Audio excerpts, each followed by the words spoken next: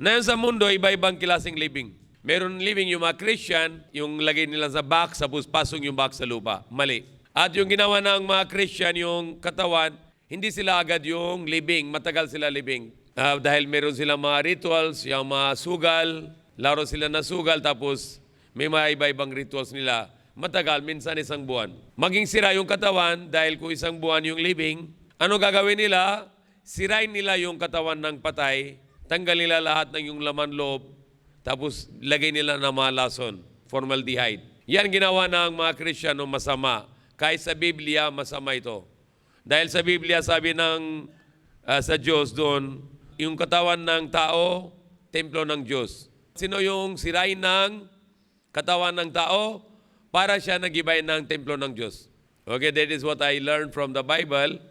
Ganun din sa turo ni Prophet Muhammad SAW, kung sirain mo yung katawan ng isang buhay at yung sirain mo ng katawan ng patay, parehos yung kasalanan.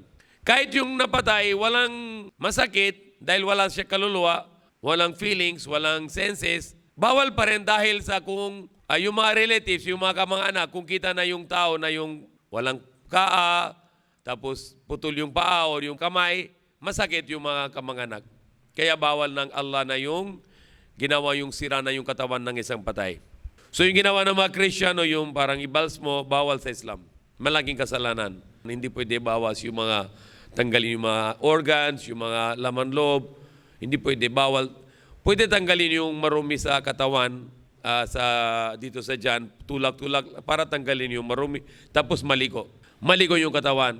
Halimbawa, isang kapatid ng patay, tapos kung maligo na mga kapatid na Muslim, dapat hindi yung hubad, dapat takpan muna tapos maligo. Kung babae, maligo yung mga babae din. Okay? At yung ganun din yung kahit babae yung na maligo sa isang babae na patay, ganun din takpan yung with the cloth, with the bedsheet, yung damit. Hindi pwede hubad din. Bawal na ganun na ginawa.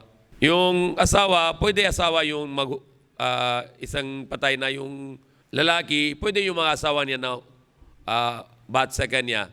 Or kung isang babae na patay, pwede yung asawa niya ng bat sa kanya. Okay? This is also according to the teachings of Islam. Kung tapos na yung ligo, dapat balot sa white cloth. Yung sa mga Christian, ano gagawin nila? Ibalsimo, tanggal yung mga organs, mga puso, lahat tanggal.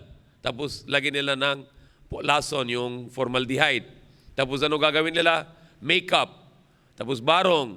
Barong dito lang sa harap. Sa likod wala na barong. Kalahating barong dito lagyan nila, parang decoration lang. Yung sa likod wala na barong yan. Hindi yan suit yung barong. Dahil yung katawan na parang opera na. So yung barong nila dito sa harap. Sa likod, hubad na.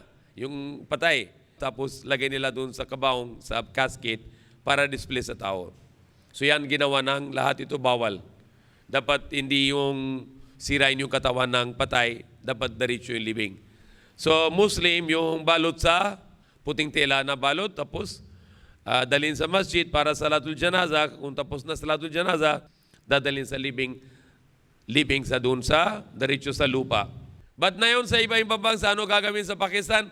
Hukay nila tapos malalim parang basement. Maliit lang na basement. Tapos lagyan nila ng slab ng concrete. Parang basement lang. Parang kwarto lang. Maliit ng kwarto. 6 feet tapos mga 3 feet. Ganun yung kwarto. 4 feet. Tapos pasok yung katawan. Walang lupa. Takpan nila sa slab. Yung slab ng concrete. Sabi ko, bawal ito dahil kung lagay mo ganito yung katawan or katulad sa mga Kristiyano, lagay sa casket, sa kabaong, ano nangyari? Kung walang lupa, mga 3 araw, pasok maraming bulati, yung mga worms. Kumakain ng damit, yung tela, or tapos kumakain ng katawan ng patay. Walang respeto sa patay dahil yung katawan niya kumakain ng mga bulati.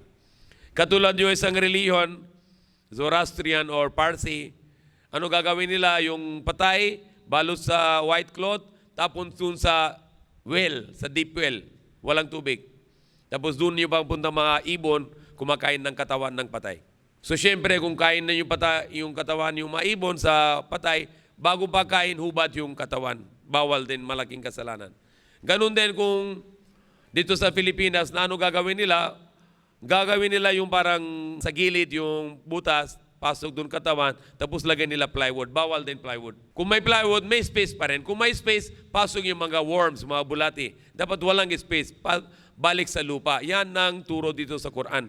Hindi pwede kailangan ng lagyan ng plywood or slab or bato. Lupa. Bakit lupa? Dahil sabi ng Allah sa Quran, minha khalaqnakum, wa minha nu'idukum, wa minha nukhrijukum taratan ukhra. So sabi ng Allah na yung ginawa niya sa atin sa lupa, balik sa lupa at labas siya sa lupa lahat tayo sa araw ng paghukom. Okay, so paliwanag sa Quran, sa hadis, dapat yung lahat ng katawan diretso sa lupa. Walang kabaong, walang slab, walang plywood, walang bato. Lupa to lupa. Yan, respeto. Dahil kung lupa yung katawan, maging lupa din. Tapos may buto na. But kung may space yun, may lugar, pasong mga bulati, kumakain ng bulati, walang respeto sa katawan. Dahil parang pagkain ng mga bulati, mga worms. Ano yung batas ng Allah? Yung katawan na likha ng Allah sa lupa, dapat balik sa lupa. Ngayon, yung marami na ang ginawa na yon, hindi living. Ano gagawin na yun marami? Sunog. Cremation. Kahit dito sa Philippines, katulad sa India, mga Hindu, yung bata, living sila. Kung matanda, lahat sila na yung sunog doon. Sunog na katawan ng patay doon sa India, yung mga Hindu. Ganun din na yun sa Pilipinas, sa Amerika, sa Europe. Ano gagawin nila kung patay? Sunog nila. Cremation. Dito meron din sa Pasig, sa C5, meron din crematory. Katulad yung sa noon sa panahon ng pandemic, yung COVID, marami mga bangsa na sunog ng patay. Bawal sa Islam.